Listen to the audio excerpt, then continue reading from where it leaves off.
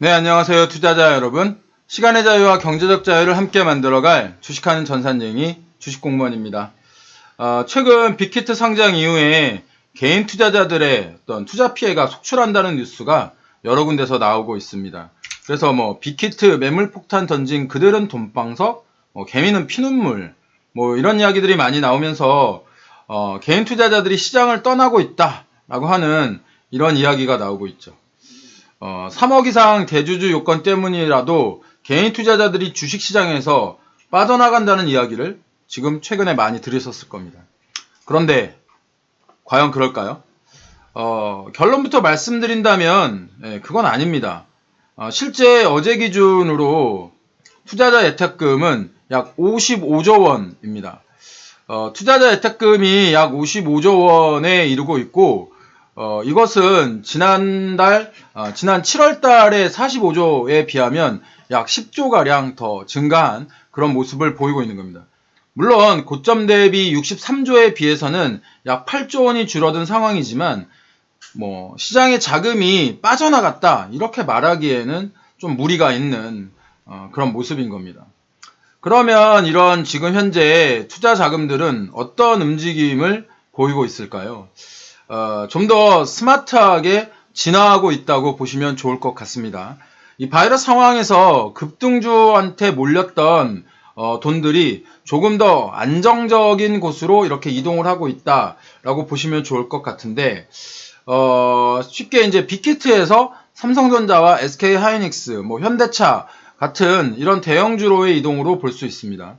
그런데 지금 최근 현대차 같은 경우에는 일명 빅베스, 큰 목욕이라고 하죠. 이 빅베스가 뭐냐면 이번에 정의선 그 부회장이 수석 부회장이 회장으로 이제 올라갔잖아요. 회장으로 올라가면서 큰 목욕을 한다는 게 뭐냐면 그동안에 이제 잔재, 잘못된 것들 이런 것들을 한 번에 다 이렇게 딱 떨고 간다라는 의미의 빅베스인데 이번에 기술적 손실에 따른 그런 충당금을 쌓는다, 기반영한다 이런 얘기를 하면서 주가가 고점 대비해서 약 한 15% 이상 15% 이상 빠지면서 개인 투자자들이 투자자들에게 좀 실망을 안기고 있는 겁니다.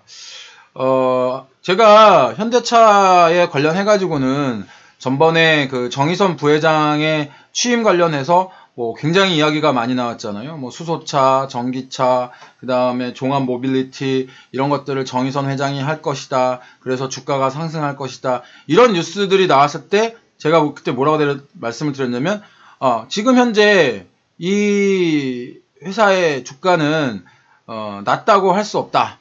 그래서 조금 매수를 하려면 어느 정도 조금 조정을 받을 때 매수를 해라 라는 말씀을 드렸었어요. 추격 매수는 절대 권해드리지 않는 주식공무원입니다. 어제도 코스닥과 코스피가 좀 디커플링 되는 모습을 보였는데 코스피는 0.67%의 하락 마감했는데 이 코스닥을 보시면 2%가 넘는 큰 폭의 하락을 가져왔죠. 코스피 200은 마이너스 0.63%인데 코스닥 150은 마이너스 2.7%인가? 이 코스닥 종합지수의 어떤 그 하락보다도 더 컸어요. 이게 아까 말씀드린 대로 시장의 자금이 좀 더 스마트하고 안전한 쪽으로 이동하고 있다라고 하는 어떤 주식공무원의 주장과 이렇게 매칭되는 그런 부분이라고 볼 수 있습니다. 많이 올랐던 종목들이 당연히 많이 빠지고요. 산이 높으면 골이 깊습니다. 그런데 이제 개인 투자자들은 참 아이러니하게도 이 종목의 현재 가격 수준을 평가를 할 때 이 고점을 보세요. 이 고점이 19만 원에서 지금 현재 16만 원까지 떨어진 거면 약 한 3만 원 가량이 떨어졌잖아요. 그러면 싸다고 생각을 하는 거죠. 싸다고. 그리고 이게 저기까지 올라가지 않고 17만 원, 18만 원까지만 올라가더라도 얼마야 라고 이렇게 생각을 하시는데 다시 원위치까지 가는 경우도 있지만 그렇지 않은 경우들도 있습니다. 그렇기 때문에 차트를 조금 더 길게 보시면, 뭐, 예를 들어서 이게 이제 한 3년 차트를 보면, 지금 현재 주가 수준이 예전의 주가 수준에 비해서 이게 낮은 수준이 아니잖아요. 그쵸? 특히 요 고점이라는 부분이 특히 예전의 주가 수준에 비해서 많이 올라가 있다. 이렇게 판단을 하시면 좀 생각이 달라지실 겁니다. 이게 이렇게 많이 올랐던 종목이구나. 저 아래서 산 사람들하고 지금 저 아래서 산 사람들 기준으로는 지금도 엄청난 이득이죠. 그래서 제가 늘 주식은 싼 가격에 사야 된다라고 말씀을 드리는 건데, 내가 지금 현재 요 부분에서 매수를 해서 이 아래서 산 사람들과 과연 경쟁이 가능하겠느냐, 이길 가능성이 있겠느냐라는 것을 판단을 해 보신다고 한다면, 그렇게 뭐 좀 빠졌다고 해서 바로 매수 버튼을 누르시지는 않으실 거예요. 이만큼 떨어졌으니 싸졌다는 생각은 버리시길 바랍니다. 싸다고 사다간 싸다구를 맞게 됩니다. 간밤에 그 FDA가 길리어드의 렘데시비르를 정식 승인했습니다. 이 FDA는 미국이죠, 미국. 정식 승인하면서 렘데시비르가 지금 현재 미국에서 승인한 유일한 코로나 치료제가 되었다는 얘기인 겁니다. 그래서 미국 길리어드의 주가가 이렇게 보이시는 것처럼 장중에는 0.76% 상승을 그쳤지만 회장 후에 이렇게 4% 넘게 상승을 하고 있습니다. 이 렘데시비르는 얼마 전 트럼프 대통령의 치료제로도 사용되기도 했었는데, 사실 WHO에서는 이 렘데시비르에 대한 효과가 없다라고 밝힌 바가 있습니다. 그래서 일단은 그래도 렘데시비르가 유일한 그 치료제가 되었기 때문에 우리나라 관련주들을 좀 살펴보시고 궁금하실 텐데, 뭐 저희가 살펴보지 않아도 이미 이렇게 지금 보시다시피 렘데시비르 관련주가 이렇게 네이버 검색창에 2위를 차지를 하고 있습니다. 우리나라 관련주로서는 여기 있네요. 파미셀이라던가 또 엑세스바이오 등이 그 렘데시비르 관련주라고 볼 수 있는데, 큰 폭의 유동성이 나올 수 당연히 있겠죠. 렘데시비르 길리어드가 이렇게 상승을 했기 때문에. 그런데 주식공무원은 이 파미셀과 엑세스바이오를 추천드리지 않습니다. 물론 이제 주식공무원의 성향을 잘 아셔서 아시는 분들은 당연하다고 생각하실 수도 있지만, 일단 파미셀의 주가를 한번 죄송합니다. 한번 볼게요. 이 파미셀의 지금 현재 주가를 보시면, 아까 제가 고점 매수 이런 것들을 제가 말씀을 드리잖아요. 1년 차트만 보여드릴게요.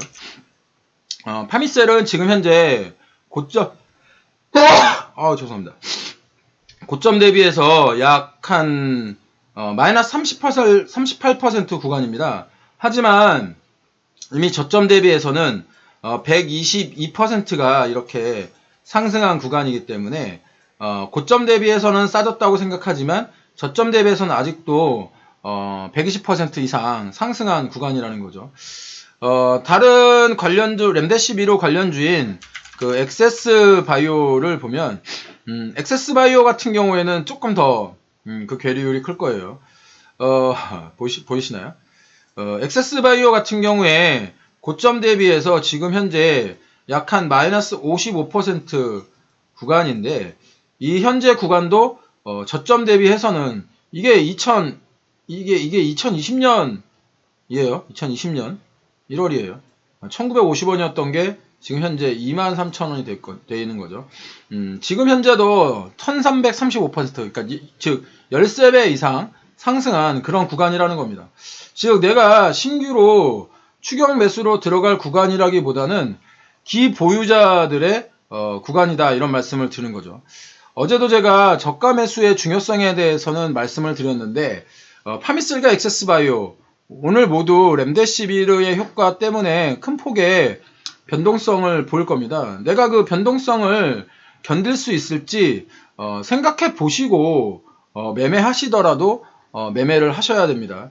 지금도 아까도 말씀드렸다시피 렘데시비르가 네이버 검색 상위를 이렇게 차지를 하고 있는데 많은 사람들이 관심을 보인다는 것은 그만큼 경쟁이 치열하다는 얘기가 될 것이고요. 경쟁이 치열하다는 것은 좋은 것일 수도 있지만 그것을 얻기 위해서는 더 많은 대가를 지불해야 된다는 이야기가 됩니다. 제일 좋은 건 그 좋은 것이 다른 사람들이 좋다고 생각하기 전에 내가 이미 그것을 가지고 있으면 제일 좋은 거겠죠. 그래서 제가 급등주는 보유자의 몫이라는 이야기를 지속 드리는 겁니다. 어저께 미국 시장이 그 펠로시의 어떤 그 추가 부양책 협의에 대한 그 긍정적인 시그널 그리고 신규 실업 청구 건수가 지난 3월 이후에 최저치인 78만 건을 기록을 하면서 이렇게 상승 마감을 했습니다. 하지만 뭐 상승 마감을 했다고 해서 이게 안심할 단계가 아니라는 거 제가 여러 번 말씀을 드렸고요. 트럼프가 러시아와 이란이 미국의 선거에 개입하였다는 이 뉴스를 선거 불복의 어떤 명분으로 삼지 않을까 하는 이런 어떤 생각도 듭니다. 뭐 우리가 예측한다고 해서 뭐 그대로 가지는 않지만 그래도 한번 이렇게 여러 가지 변수들을 좀 생각을 해 보시고 잘 지켜보시고 잘 관찰하시면 좋은 대응을 하실 수 있을 겁니다. 제 시황이 여러분들의 투자 인사이트를 주기를 바라면서 오늘 시황 마무리하도록 하겠습니다. 앞으로도 시황과 종목의 밸런스를 가지고 말씀드리도록 하겠습니다. 객관적으로 시장을 바라보는 문 주식공무원과 함께 키워가시고요. 주식공무원 시황 보시고 도움 되셨다면 추천, 구독, 좋아요, 알람 설정까지 부탁드립니다. 오늘 하루도 성공 투자하시길 바라면서 지금까지 투자자들의 경제적 자유와 시간의 자유를 함께 만들어갈 주식하는 전산쟁이 따박따박 수익률의 주식공무원이었습니다. 주식공무원과 함께 하시면 여러분들의 계좌 빨개지실 겁니다.